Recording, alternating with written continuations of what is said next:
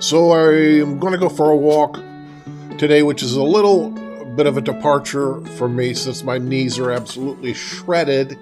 And in order for me to get my exercise, it's usually with my stationary bicycle, my road bicycle, or a rower that I've got out on my patio. And the great news is that I got my heart rate up to 159 and burned 400 calories on this very short jaunt. This will give you a little idea of a typical Mexican neighborhood. I want you to pay attention to the lack of trash or garbage that's out into the streets. I want to take you back to a time about 25 years ago, before I had my property here. I was up in Arizona and I just purchased a new townhouse on a nice golf course in Ahwatukee. I was thrilled, very happy. 2-bedroom, 2-bath, garage, fireplace, den. It was a great thing for me. I really loved it. And the neighborhood was pretty much all adult. There were no kids. Upscale, I guess. It doesn't matter. I was happy with it. During the same time, I was dating a woman who had moved from California with her son, who was about 10 years old at the time. She was currently living with a lifelong friend, and from what I could gather, they had a scheme to start a business creating greeting cards.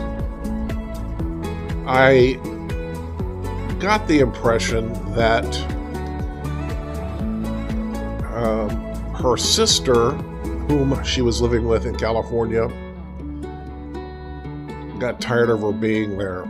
I think part of it is that the sister had latched on to a successful man and they were expecting their first child. She already had 2 from her second marriage, so this would have been her third, and the house was full, and it caused some rancor, and the girlfriend decided that she needed to fall back on someone and wound up with her lifelong friend in Arizona. And so, we started dating, and for me, that's never really been a big deal. I've been divorced since 1986. Clearly, I'm not in a hurry to change any of that. The reality is that we didn't have very much in common. I will tell you, though, the wisest words I ever heard her say was, "Men are stupid for a pair of tits." She would know, and I would know. Now, this woman had no visible means of support. It appears that she was living off credit cards.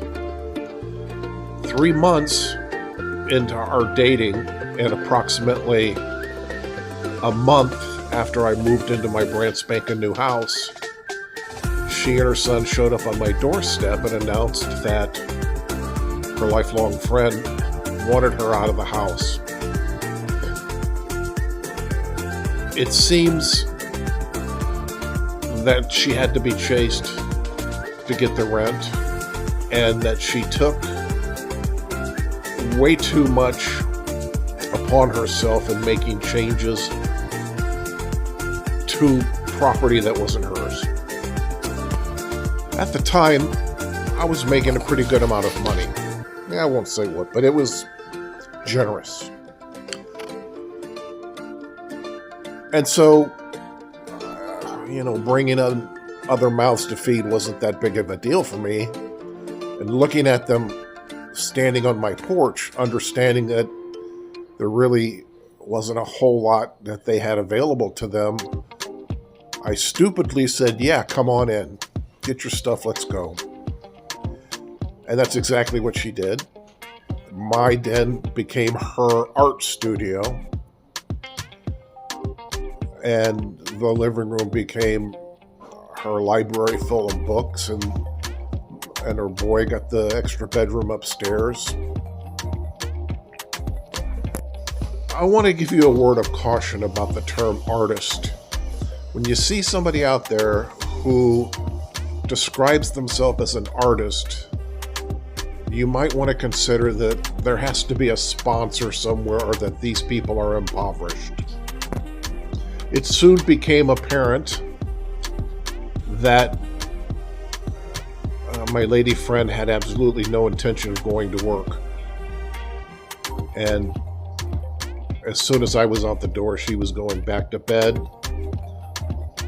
The boy was off at school. She was left at the house to do whatever it is that she did, which was her art, I guess.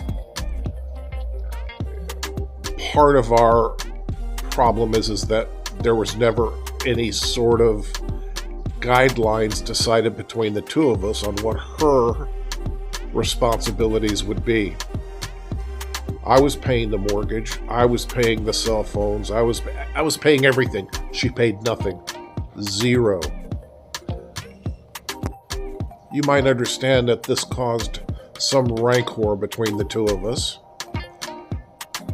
And what didn't help is that, of course, I'd been single my whole life. And she too, really. So we didn't really know how to have a relationship with another person under the same roof.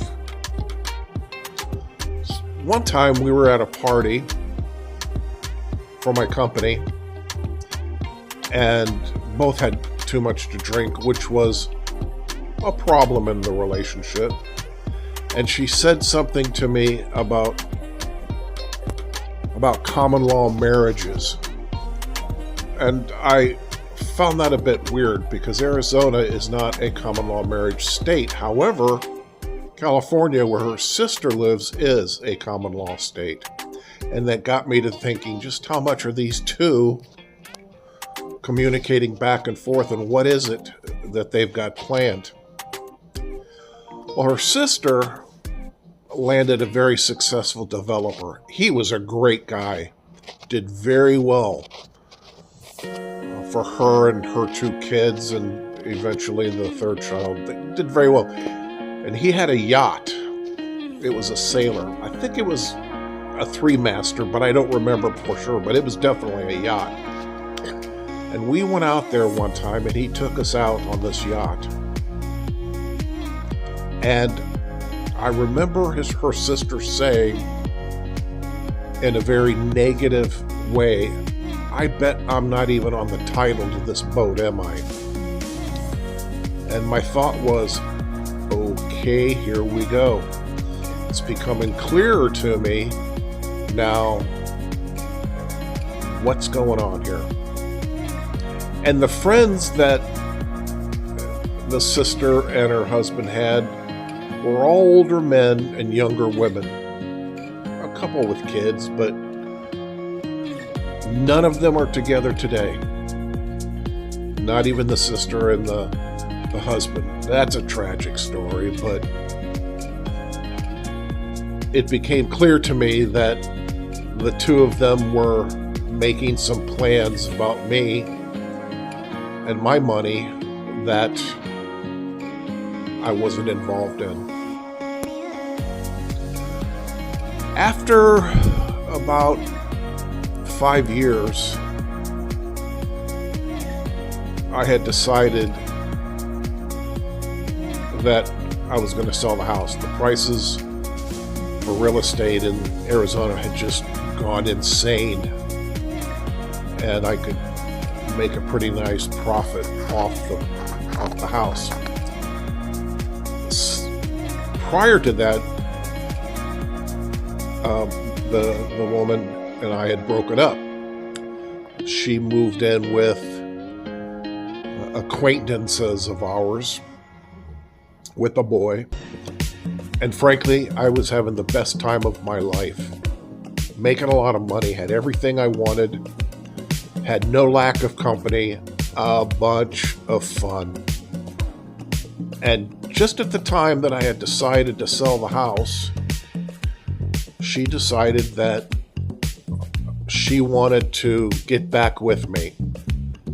I have no idea what I was thinking, but I said yes. Now, the reality is that boy had a lot to do with everything. When she left, I agreed to pay her child support, even though he wasn't my biological child, because he and I had such a connection. And it provided me an opportunity to see him every other weekend. He still had his bedroom. We went out and did things. Felt it was important for a man to teach a boy how to be a man.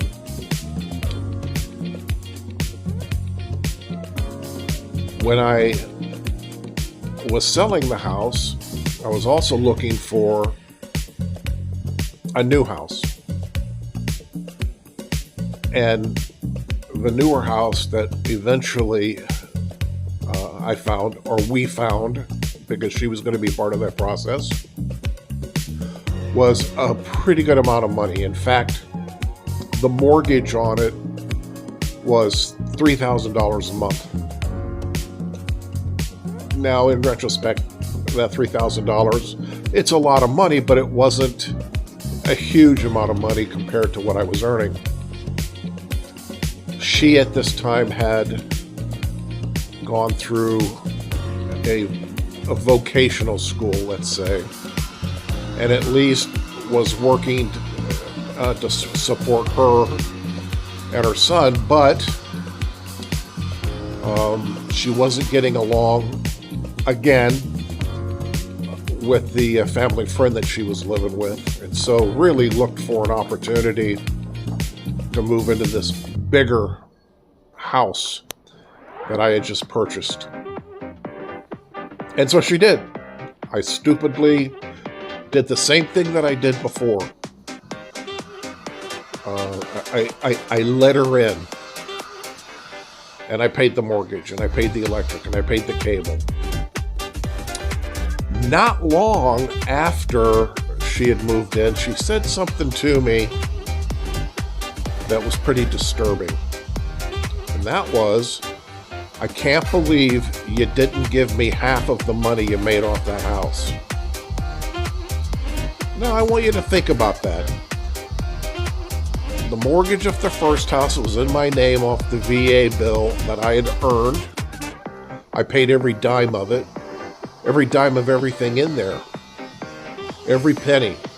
I paid the homeowners association, paid everything, and now here was a woman who had suddenly decided that she wanted to get back together when it was so unpleasant for her before,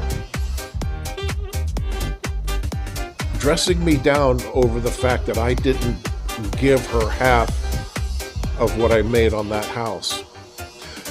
Now, that aside, she didn't even really know what that was, because even though you get a check from a mortgage company or a title agency for the sale, it doesn't take into account how much you put into it, in terms of updating anything, the mortgage, the homeowners association fees, any of that. She had no idea that really that wasn't that much money that was made on that house. But she had it in her head, and I am absolutely convinced, of course, that she and her sister were plotting the entire time on how she could get her hands on some money. And so this is a 3,000 square foot house. It had 4 bedrooms and 3 baths. It had an upstairs family room, I guess. Downstairs was a game room. There's 2 bedrooms down there, and outside was a really nice area that overlooked a stream and a couple ponds, and there were birds and turtles and foxes and all kinds of stuff that ran through the property. But very quickly, I became so unhappy. in that relationship that I found that I was living in one of the rooms downstairs just off the game room, and they had the rest of the house. It was a miserable life. It was the loneliest I'd ever been in my life. A 3,000 square foot house with two people in it that seemed to have a warped entitlement that I had never seen before. So after about 3 years of that, I finally decided it was time to pull the plug. And I did, and it was not easy. I mean, as soon as the boy turned 18 years old, I said, that's it, I'm leaving you, adios, and that's exactly what I did.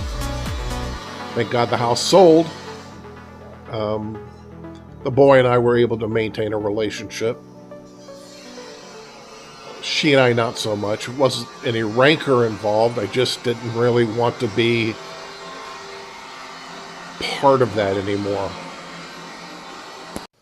Now, you might think this would make a person bitter and angry.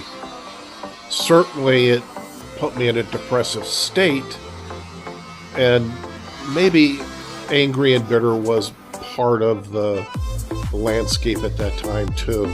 But as time has gone on, I've learned a few things. Not so long ago, I met a gentleman here in the compound that I live in Mexico, who is maybe my age, maybe a couple years older. I'm 67 now, but he had been living in the Philippines and had a wife whom he says took him for everything, which is not an uncommon story there. And he came back to the United States and now was living here, and every day he had working girls coming and going out of his place, and an ample supply of Viagra to take care of the working girls, although the story is he wasn't doing a very adequate job at that. After about a year, he decided he was going to go back to the Philippines because he'd been chatting online with several women, but one of whom I think was the ex-wife, and he wanted to go back and do the same thing that he had done before. After he sold his place here and moved up there, we had heard from him 6 months later, I think it was, that the same thing had happened to him, that she took everything. For some reason, I became fascinated with the dynamics of the Philippines, and I started watching all these videos.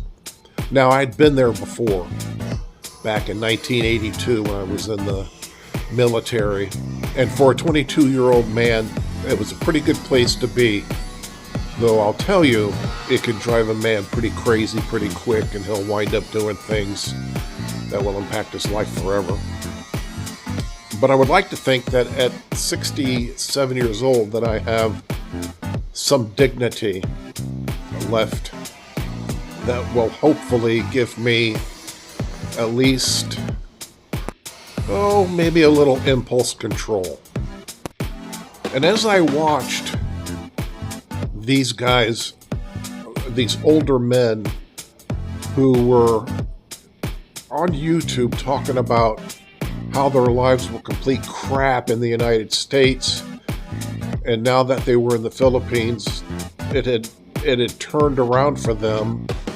I was seeing cracks in the facade, that things weren't always so good.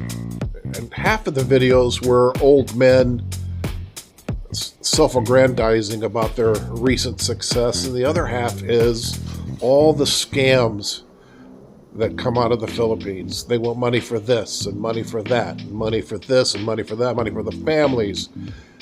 And it seemed to me you had to have your head on a swivel if you're there, because so many people and so many scams are out to get you. And at the end of the day, it might be easy to point a finger at the fairer sex, either in the United States or Philippines or wherever you're at. But the reality is, it's about personal responsibility and the ability to say no. No, especially when you are older and you don't have the resources or the opportunities to go back on a redo and reinvent yourself. No, you can't move in here. No, I'm not going to give you money to bury your mother for the third time. No, I'm not going to marry you. No, this is my life. I'm going to live it. Now, while I've been in Mexico, I've had an opportunity to date, which is just an ambiguous term, really. When we were teenagers, that of course meant finding the opposite sex and going out and doing things with perhaps the intention of it moving into a more permanent situation. And it seems that at the time there had to be an end goal, an engagement, a marriage, children, homes, whatever. And then another euphemism for dating is professional girls in Las Vegas or any of the places where they're working use that term to determine whether or not you want to spend time with them in exchange for money. For me, going out is just going out. I have absolutely no intention of getting involved in a relationship. But I have found that financially challenged ladies in Mexico are the same as financially challenged ladies in the United States and the Philippines, that they have an agenda about your money. And they'll have the same terrible circumstances about mothers dying or children getting hurt or children not being able to afford school or food or whatever. And maybe some of those things are true. But at the end of the day, I can't fix the world. I can only take care of myself. And I have to say no. No, I'm not going to do this, and no, I'm not going to do that. And it took a little bit of work to be able to get to the point where the answer is no. I think it's about having a little self-respect for yourself and the aforementioned dignity. I don't know, but I'm in a much happier place. So those are some words to live by or not. You can't allow a dollar figure to be placed on your dignity, your worth, your self-esteem, your ego. And unfortunately, there's a lot of people, men and women, who have allowed themselves to be monetized.